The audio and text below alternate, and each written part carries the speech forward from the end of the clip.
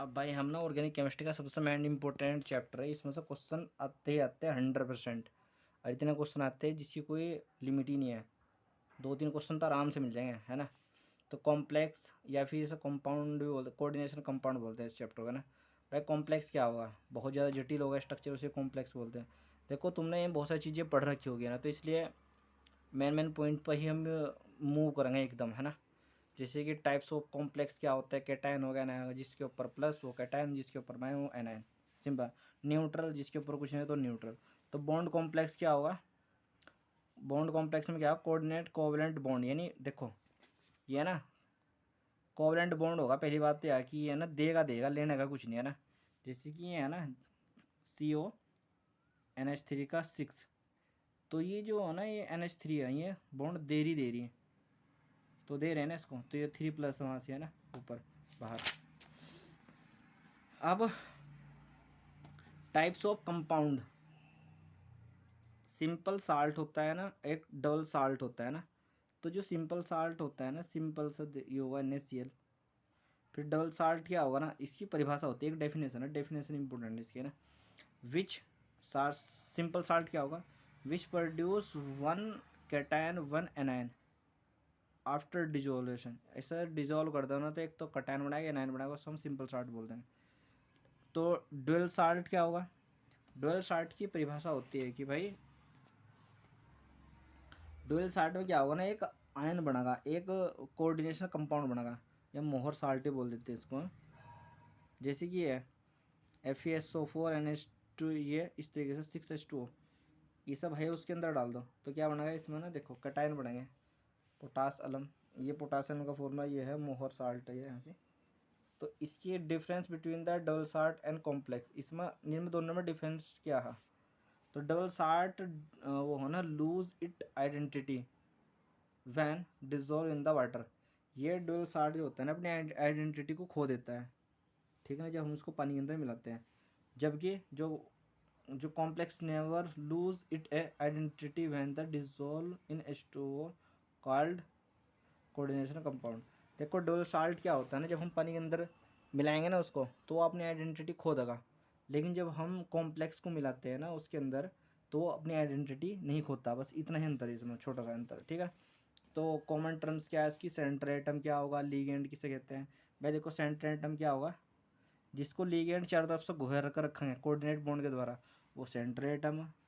Ligand क्या होंगे, ligand क्या है, species having at the least one lone pair attach to be the centre metal through through the coordination bond. देख वो ना ये ना, पहली बात तो कि ये LP LP लीगेंड होंगे ना, जो ये डोनर होंगे, ये डोनर कर रहे होंगे, डोनेट कर रहे होंगे किसा, जो सेंटर एटम, जैसे कि SCO centre atom, centre atom कहेंगे इसे ना। ये लुइस एसिड होगा, एक्सेप्टर मतलब, ये लुइस बेस भी कह सकते हैं हम इसे ना, डोनर। ये डोनर डोनेट कर रहा, ये एक्सेप्ट कर रहा, तो ये क्या है, ये लीगेंड है जो डोनेट कर रहे हैं। जो एक्सेप्ट कर रहा है वो क्या है, सेंटर एटम, ठीक है ना। और कोऑर्डिनेट बॉन्ड के चारों तरफ घूम रहा है। टाइप्स ऑफ लीगेंड, अब लीगेंड के टाइप्स क्या होंगे भाई, न्यूट्रल लीगेंड हो सकते हैं बिल्कुल ही, जिनके ऊपर कोई चार्ज नहीं होता, जैसे कि H2NH3 और CO, ठीक।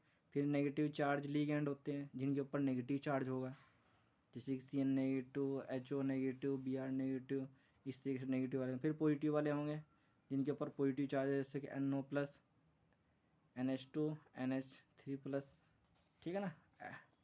डेंटिसिटी ऑफ लीगेंड, उनकी डेंटिसिटी किस तरीके से निकल रहे हैं ना। तो डेंटिसिटी के आधार पर ना देखो, number of donor atom in the some ligand which form the coordination भाई। डेंटिसिटी क्या होगी, कितने इलेक्ट्रॉन दे सकता है, डोनेट कर सकता है। जैसे कि यूनिडेंटेंट होगा, by try tetra penta hexa, बहुत सारे टाइप के होते हैं, है ना। तो हम यूनिडेंटिसिटी यानी जो एक ही इलेक्ट्रॉन वगैरह देगा, है ना, बॉन्ड एक बॉन्ड का फॉर्मेशन करेगा, जैसे कि ये H2O। देखिए मैं एग्जाम्पल है, इंपॉर्टेंट है। H2O क्या होता है ना, इसको बोलते हैं मोनोडेंटेल डेंटेल लीगेंड, है ना। जैसे कि H2O इसमें लोन पेयर होता है, लेकिन फिर भी एक ही बनता है ना। जैसे NH3 हो गया, CN हो गया, O2 नेगेटिव हो गया, NH2 होगा, यूरिया वगैरह होगा, है ना। ये CH3, ये भाई एग्जाम्पल याद करना है, एग्जाम्पल इंपॉर्टेंट है इसके। फिर है बाइडेंटेंट लीगेंड, जो बाइडेंटेंट होगा वो ईन होगा, इम्पोर्टेंट क्या है उसमें, इन होगा। देखो यहाँ से 2 लोन पेयर हैं, देंगे तो इस तरीके से इसका स्ट्रक्चर होगा। फिर ऑक्सलेट होगा, ऑक्सलेट हो यानी OX2- होगा, ये होगा एक एग्जाम्पल। ग्लाइसिन होगा नेगेटिव, इससे स्ट्रक्चर इस तरीके से होगा। स्ट्रक्चर ज़्यादा याद नहीं, नाम याद रखना है। इन इसमें यहाँ याद रखना, इन यहाँ रखना है ऑक्सलेटो, इसका नाम इस तरीके का ग्लाइसिन। फिर DMG सो डाईमिथाइल ग्लाइकोक्सिलेमेटो, ऑक्सीमेटो, ठीक है। तो इस तरह DMG।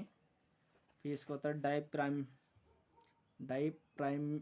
क्या है, डाईप्राइडिमल, बेंजीन के साथ ये है ना 2 N नाइट्रोजन है इसमें, तो ये हो जाएगा, है ना। फिर उसके बाद है टेट्रा ट्राइडेंटेट, ट्राइडेंटेट में होता है डाईथाइलिन ट्राइएमीन, इसका टेट्राडेंटेट, इसमें टेट्राडेंटेट में आ गया ये, इसमें ट्राईथाइलिन टेट्राएमीन। फिर पेंटा में याद रखने की इम्पोर्टेंट है DEDTA 3 नेगेटिव एथिलीन डाईएमीन ट्राईएसीटेट। इसका स्ट्रक्चर कुछ ऐसा होता है, एक यहाँ से डोनेट करेगा 5 है ना इसमें, एक यहाँ से 2 और एक यहाँ 3, भाई 3 4 1 5, ठीक। पेंटाडेंटेट हो गया। फिर हेक्साडेंटेट में क्या होगा, इसमें हाइड्रोजन हटा के एक और आ जाएगा यहाँ से CH3COOH होता है, तो हाइड्रोजन भाग गया ना इसलिए। तो 2 और 2 4 2 6 एथिलीन डाईएमीन टेट्रा एसीटेट, ठीक है। फिर अब हमारे ये लिगेंड विगेंड तो हो गए सारे ख़त्म। अब क्या है एम्फीडेंटेन लिगेंड। एम्फीडेंट जैसे एम्फीबियन हो ना, पानी में भी रहो और धरती पे भी रहो, इस तरीके से एम्फीडेंटेन लिगेंड होते हैं।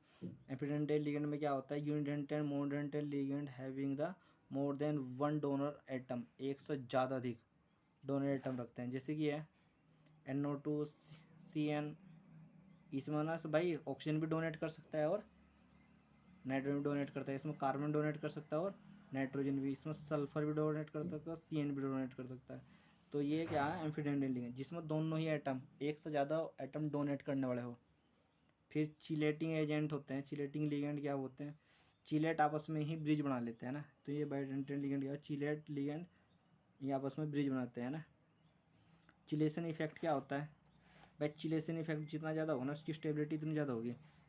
Increase the stability of a complex chelating called is a chelating effect. फिर ये है ना कोऑर्डिनेशन स्फेयर या आइडेंटिटी बोल देते हैं उसको ना, तो ये इम्पोर्टेंट होती है भाई, ठीक है ना। क्या हो सेंट्रल एटम एलोन विद, मतलब कि सेंट्रल एटम के बारे में बात की गई है, ये ज़्यादा इतनी इंपॉर्टेंट नहीं है भाई बातें सारी सारी। टेट्राहेड्रल यहाँ ना, फिर कोऑर्डिनेशन जो polyhedron fixed geometry of a complex या फिर 3D arrangement all the ligands around the central atom. Fix geometry हो, फिक्स उसका अरेंजमेंट हो 3D स्ट्रक्चर में, तो सेंट्रल एटम के अराउंड उसमें मोस्ट कॉमन इसमें ना कुछ 3 है इंपॉर्टेंट।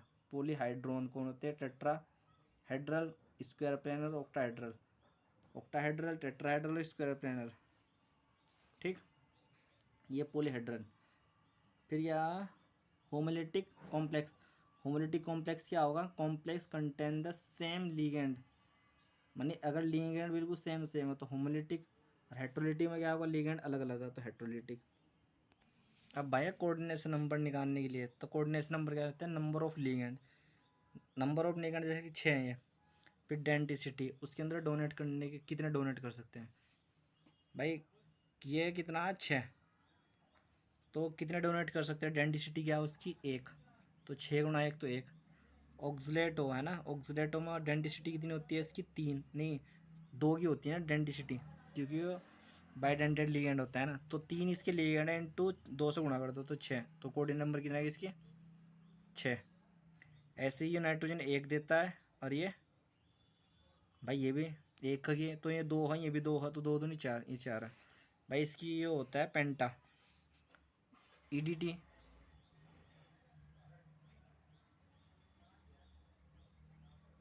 तो